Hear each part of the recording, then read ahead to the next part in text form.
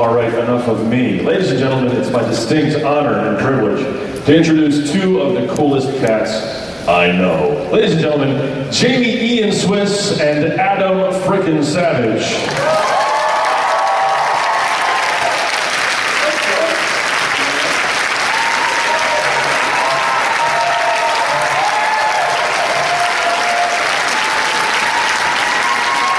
Thank you. What are you guys doing? You having fun at the con? Anyone, you know, I walked the floor for 2 hours this morning as Guy Fawkes from V for Vendetta. It was great. One guy caught me, one guy found me. How did he nail you? Well, I tweeted before I left that Adam Incognito was about to begin. And he apparently, it actually, the full coverage costumes are in the minority here. So he had just gone up to everyone who was fully covered and said, "Are you Adam?" Until one of them said yes. So next year you need to think about partial coverage like bare midriff or something. That's it, a muffin topping next year. So we're here to have a conversation, Magic, Myth, and Minutia, the mutual interview. And neither one of us has much of a plan, but I would like you to complete this phrase for me, please, and then comment on it. Jack of all trades, master of none. Yes. Now, a lot of people don't realize that it has a second part to it, which is, though often better than a master of one. I absolutely am a jack of all trades. I'm a collector of skills. And I spent actually a lot of time in my early 20s. Complete the sentence, anyone. No, I heard the soundtrack from Once Upon a Time in the West there for a second. I spent a lot of time in my early 20s feeling like I had this privilege to be successful at something, because my father was a very successful painter and filmmaker. And I kept on bouncing from skill set to skill set to skill set, thinking, well, this is what I was going to find. And none of them were. It turns out that I had this weird proclivity to get myself to a level of skill with everything that was better than most people, enough to see how much it would really take to become excellent, and then I would stop. So I became a pretty darn good juggler. I became a pretty fantastic unicycler. Not professional level, but I could hop up and down stairs. I became a couple of notches under the grade of a pool hustler at a certain point. And in each one of those, I'd see, you know, there's a point at which you get to see how far you are from true excellence. Right. And that's the most chilling part, because you've already spent 2 years inculcating the skill. And I would stop at those, and it wasn't until film special effects that I realized that being slightly better than marginal at everything was itself a skill. And you know, I was also lucky enough to find in an early boss, Jamie Hyneman, who how do I put this? I was a good employee for him because I tend to be very effusive about what I want to do and what I am doing and when I think I'm doing well. So I was giving him a lot of feedback as an employee, and I was saying, I want to try this, and he would say, well, I can see you did really well on that because you told me about it, so I'll let you try this. And I kind of went to school there for a few years. And yeah, on and on and on to Mythbusters, which is like, you know, you cut your teeth in commercials for a few years and you picked up a bunch of skills. So I thought I was coming to Mythbusters with skills.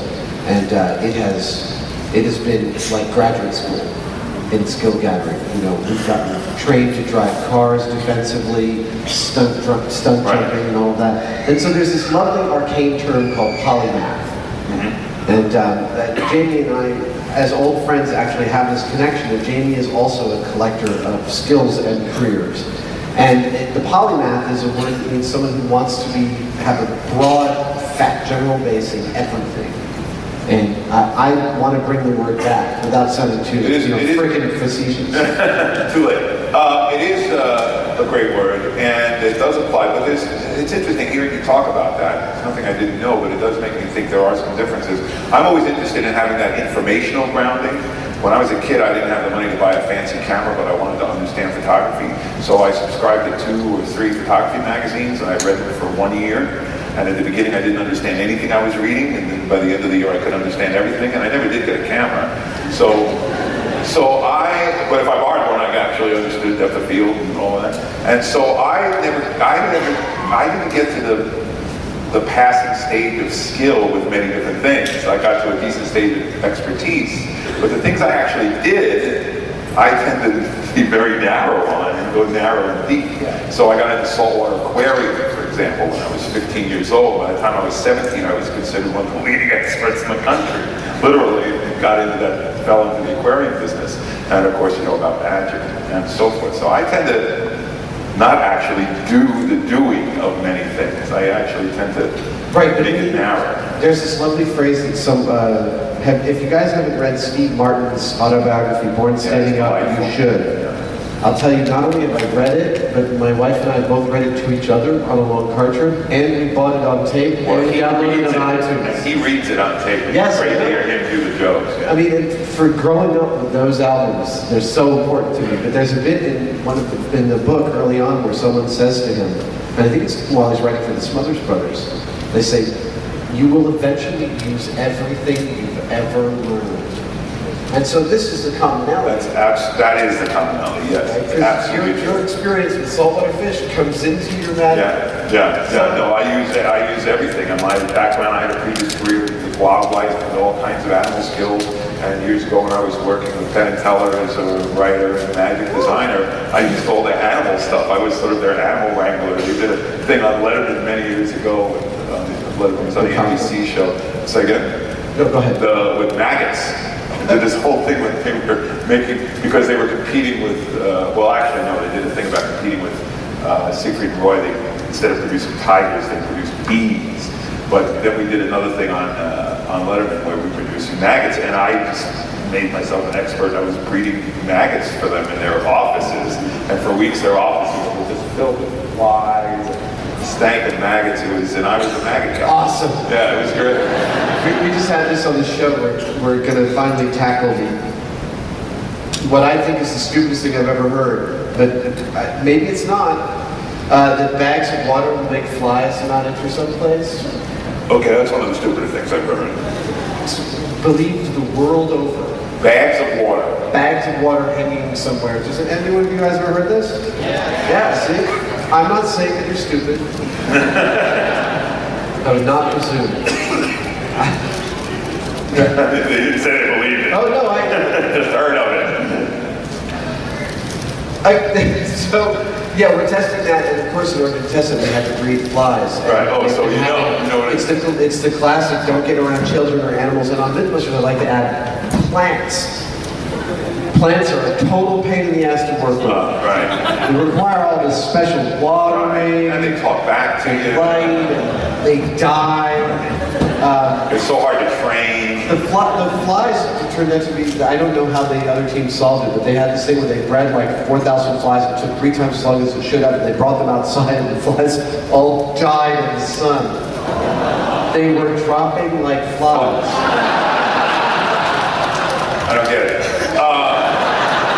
Flies are easier than maggots, though, because the thing is, maggots turn into flies, and you're just looking for the end thing. We needed maggots, like at a certain age, so I had all these sets going and breeding for timing. We needed a set of maggots for today's rehearsal. Like a restaurant keeps avocados fresh. Exactly right. How the babe, the pig, was like 20 different pigs. Yeah, yes, exactly right. Exactly right. Do you know what happened to Babe and Pig? There's like 20 pigs that played Babe in the first movie, and the second there's like... The word bacon comes to mind. No, actually, the George Miller, the director, made sure there's a farm somewhere on the British Isles where like 60 pigs are living out a long natural lifespan. Every pig that was Babe in that movie, because they only could play that role for 2.5 weeks. Exactly. Every pig that did that went up to this farm at the end of shooting, and they're all just living. They're not going to be bacon. They're going to die of natural causes. Well, that's nice. That's a cute little story. I'm full of interesting facts.